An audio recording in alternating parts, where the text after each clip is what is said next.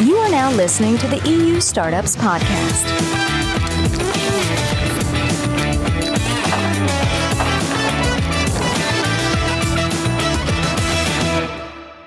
Hello, and welcome to this episode of the EU Startups Podcast. As always, I'm your host, David Garcia, the news editor here at EU Startups. For this episode, I chat with Davide Dattoli. He's the founder and executive chairman of the EdTech platform Talent Garden. Now, for those of you that don't know, Talent Garden was founded in 2011 and has since expanded across the continent and globally, covering co-working, digital skills, upskilling. And while this is all incredibly relevant, what I found to be the most interesting part of the conversation was actually the background he brought through his experience as an investor through the Italian Founders Fund. Now here he's helped fund Italian founders, Italian companies that want to be involved in Italy. So he really brought that kind of interesting angle to the conversation where he could balance between his experience as an entrepreneur and also as an investor. So I hope you're looking forward to that. But before, a quick message from our sponsor, Vanta. You're a startup founder. Finding product market fit is probably your number one priority, but to land bigger customers, you also need security compliance. And obtaining your SOC 2 or ISO 27001 certification can open those big doors, but they take time and energy, pulling you away from building and shipping. That's where Vanta comes in. Vanta is the all-in-one compliance solution helping startups like yours get audit-ready and build a strong security foundation quickly and painlessly. How? Vanta automates the manual security tasks that slow you down, helping you streamline your audit. And the platform connects you with trusted VCSOs to build your program, auditors to get you through audits quickly, and a marketplace for essentials like pen testing. So whether you're closing your first deal or gearing up for growth, Vanta makes compliance easy. Join over 8,000 companies, including many Y Combinator and Techstars startups, who trust Vanta. Simplify compliance and get $1,000 off at vanta.com/EU startups. That's VANTA.com/EU startups. Hello, Davide. Welcome to the EU Startups Podcast. Thank you very much for coming on. Thanks for inviting me. No, it's our pleasure, really. So I was thinking that before we get started, I'd give you a chance, as I do with all the guests, to introduce themselves and their company and just give us kind of a summary as to what you've done and where you are now. So I'm Davide. I co-founded Talent Garden around 12 years ago. We were starting with the vision of really creating a community for everyone working physical, digital humankind. So really try to inspire and empower people working in digital and tech sector. We're doing this through a business school, training every year around 25,000 people across Europe. And thanks to a network of co-working, we also more than 1,000 startups across some of the biggest markets in Europe, really supporting and with the idea that work and learn will go more and more together in the future. Okay. Well, I think for people that don't know, you were actually one of the first guests here on the EU Startups Podcast back in 2020. I think it was, let me see, it was episode 10. Yes, episode 10. Wow. And now we're just past 150. So I thought an interesting point to start this conversation at would be just how you've seen yourself, you've seen Talent Garden, everything you've involved in evolve since you were last on here. So it was 2020. I think one of the most difficult year for our business because we were starting as a co-working space from Italy, expanding in Europe. 2020, we were having 20 campuses across all Europe. And at one point, WeWork was exploding the year before, showing that the US was a big problem for the business model. And with COVID, everyone was saying, okay, but no one will ever come back to an office anymore. So it was pretty intense year. But we were, I can say, very good in that year to pivoting towards education, moving the business towards the fact that having a community of very good innovators that were living in our co-working space was the best move if you're able to extract more value, than the membership. And so we were developing all our education business also before COVID, but during COVID, we were able to really pivoting. Today, 80% of our business is coming out of education, both B2C and B2B. So a lot has been changed. The company is growing significantly, focusing on fewer markets. We have decided to close some of the markets that were unprofitable and try to focus on Southern Europe, Italy and Spain, and the Nordics, Denmark and Sweden, where we have majority of our activity today. And I think this is also something important to remember as an entrepreneurs, is that the companies are always up and downs, and you have to be very strong during the moment in which companies are down, and keeping the faith on the moment in which they're up, because that does not exist the trajectory of a big company that is always only up. Sure. Yeah. Well, I find interesting this, this you're talking about expansion here, right? And how you've gone ups and downs, you've done different things. You've gone from a co-working company, you've gone from an EdTech company, and you're kind of always evolving. And that kind of makes me wonder about, if you go back to the very beginning, to the idea that is Talent Garden, what was that problem that you said, this is what I'm trying to solve? And then how did addressing that problem evolve as your scope got bigger and larger and went into other areas? I think what will remain the same is really the idea that we want to empower people thanks to skills and network. We believe that people grow when they have the right skills and the right network to succeed.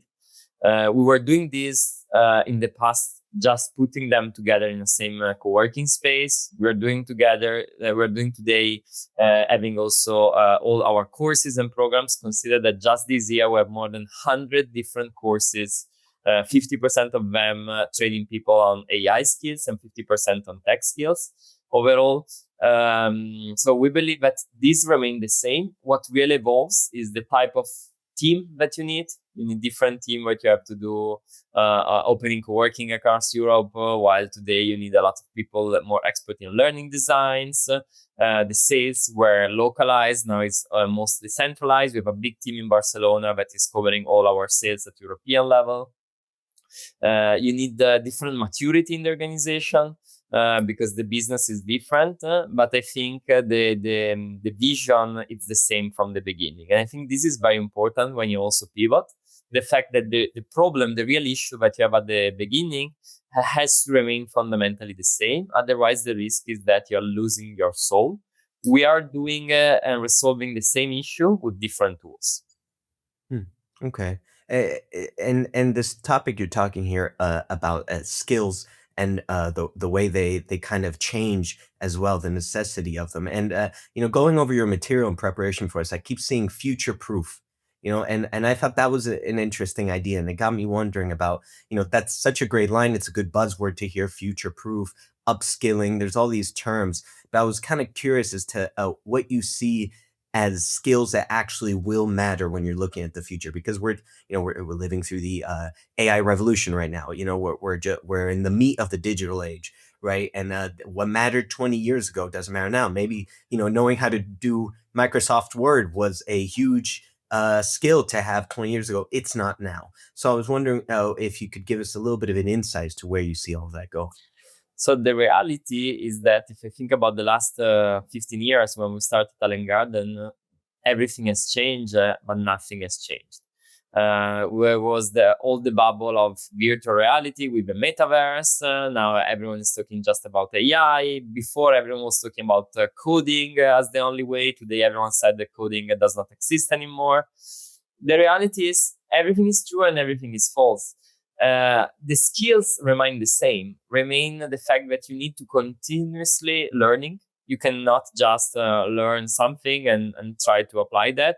Also, if you are a software developer that 5 years ago seems that was the only job that has a future, today everyone said that you will not have work anymore.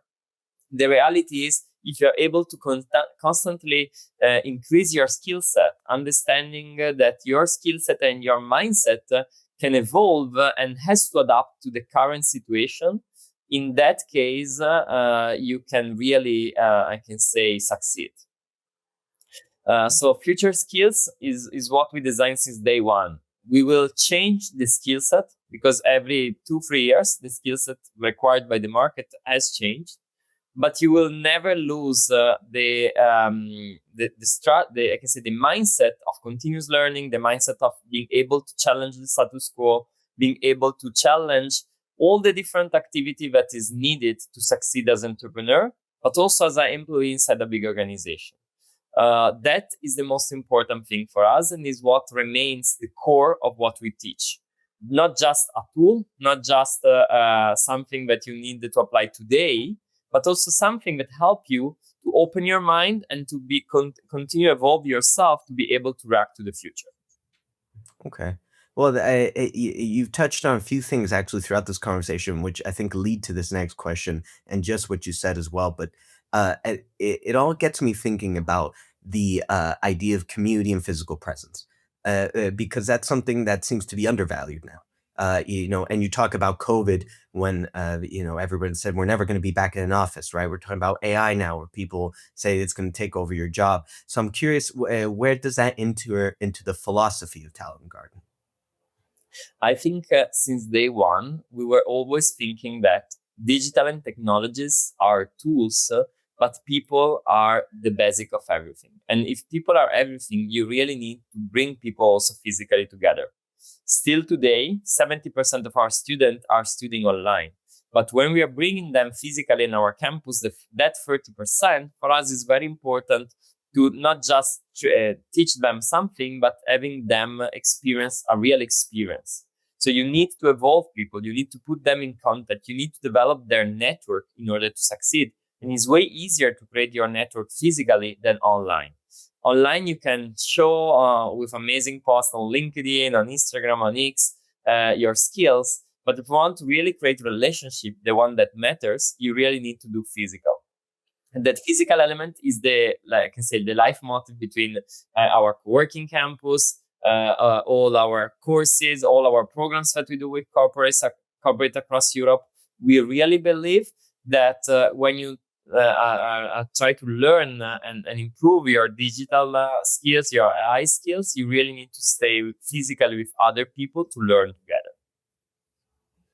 I think we're seeing that too within EU startups. I think in our coverage, we're seeing the large majority of EdTech, new EdTech, of course, who've been around since 2011, but new companies are kind of dialing into that and finding a middle ground between the physicality of EdTech and also trying to tap into the digital side of things that is natural to everyone now.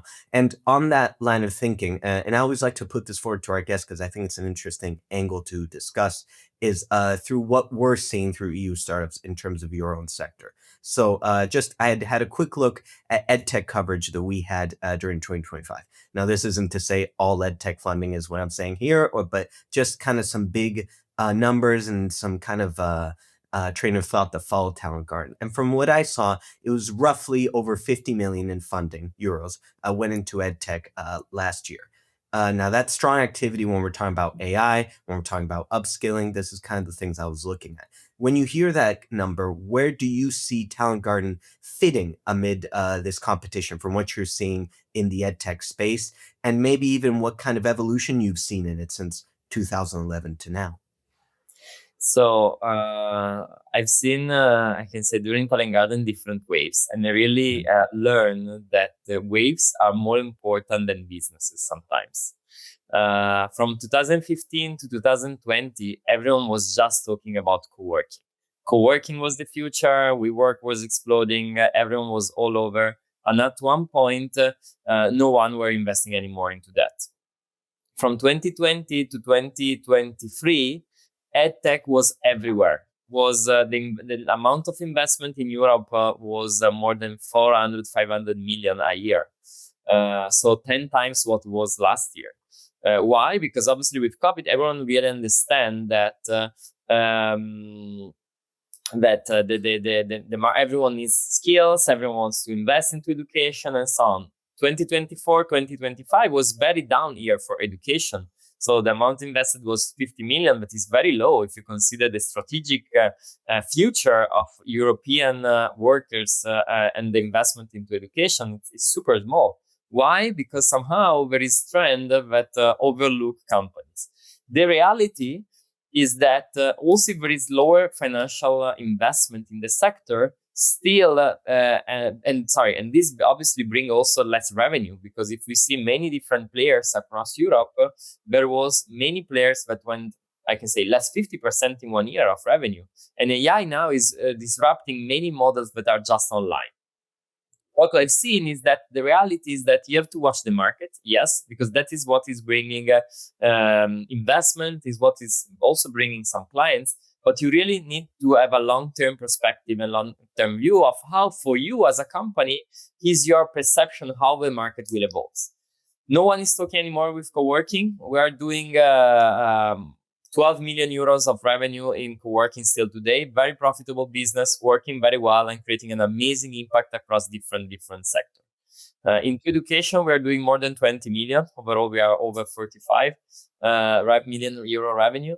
And we have up and downs in different products, but the reality is people still required to learn and still required potentially even more with AI. The problem, it changed a lot. Before, everything that works was bootcamp. Very short program, 3 months. You can become from zero to software developer, to user experience designer. Today, no one is hiring software developers. No one is hiring user experience designers. So you need to evolve.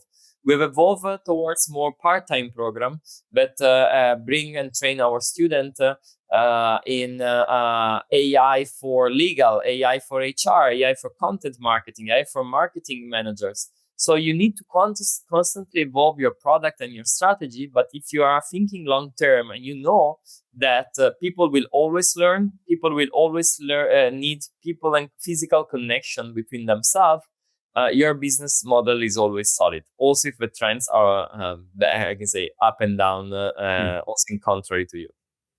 And how does that apply if you're talking about just Italy? Because that's actually something that surprised me when I was looking at data.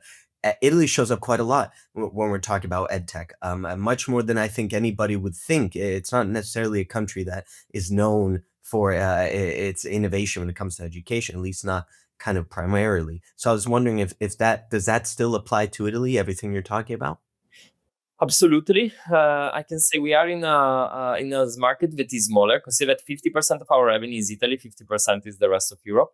But what we've seen in Italy is that we start our business, but Italy was a very small tech ecosystem. There was just few good success cases, good companies that were starting from Italy. Today, everything has been changed. There are a lot of investment in venture capital in the country. We have banding pools, but it's showing that you can create a company between 20 and 30 billion valuation, started off out of a market like Italy. So somehow the market and the shift and the positioning of it has totally changed compared to 10 years ago, where no one was looking at Italy for investment in venture capital. Today is one of the hottest markets for plenty of VC across Europe.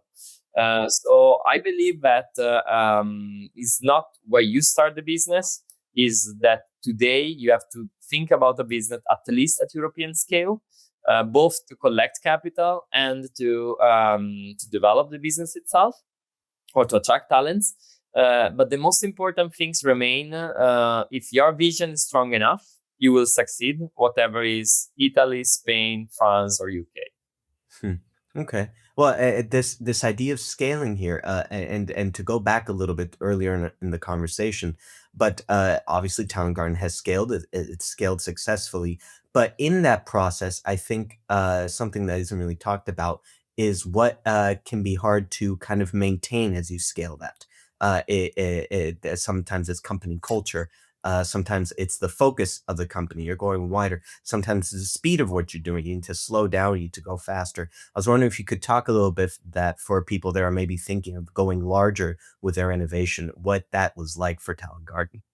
Yeah, so I think the biggest mistake that we did was to scale internationally too early, very honestly.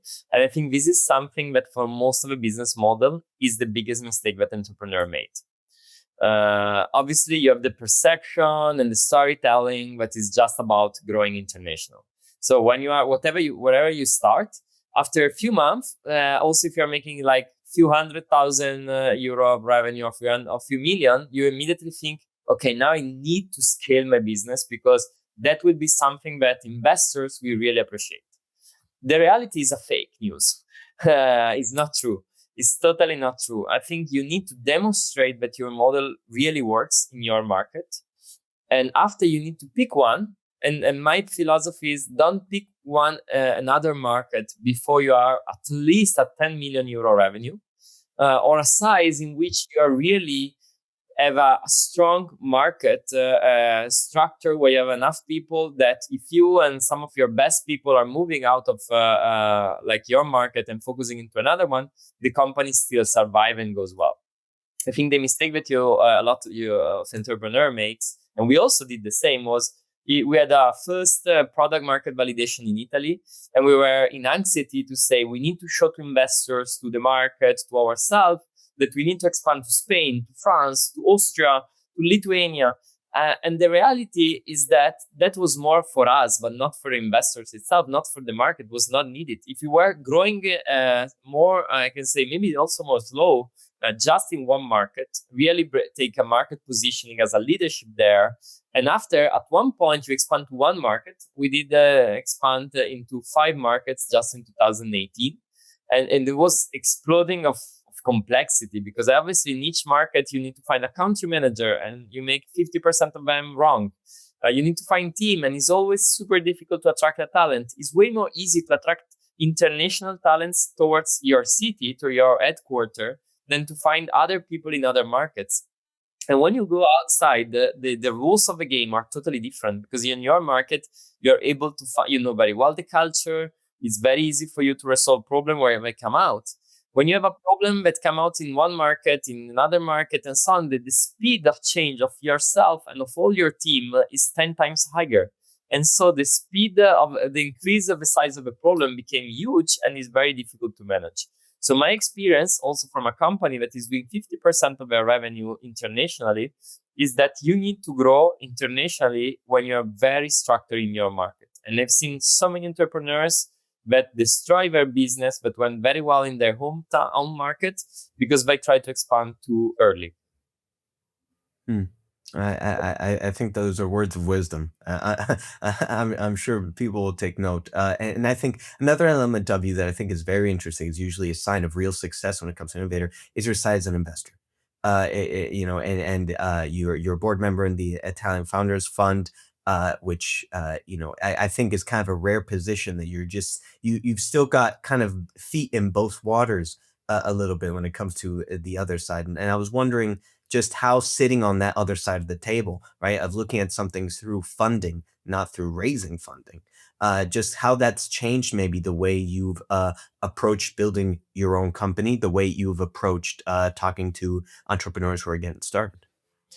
So we started the Italian Founders Fund venture capital firm together with some of the 100 best entrepreneurs in Italy around 3 years ago. We have put together 100 million euros, and we are investing in both Italian entrepreneur in Italy and Italian entrepreneur outside, or international companies that want to expand their business also in the Italian market. And we have a pretty unique value proposition of having some of the best 100 founders in the market that are investing into your company, bringing network, fund, and skills. Being on the other side of the table, I think, show me how much is important the sector that you choose. As I said before, there is a lot of waves, and if you are in the right wave at the right moment, you can really explode faster than being in the wrong one. And sometimes entrepreneurs are underestimate the wave, how much that is important. Sometimes the wave is more important, the wave, than the team.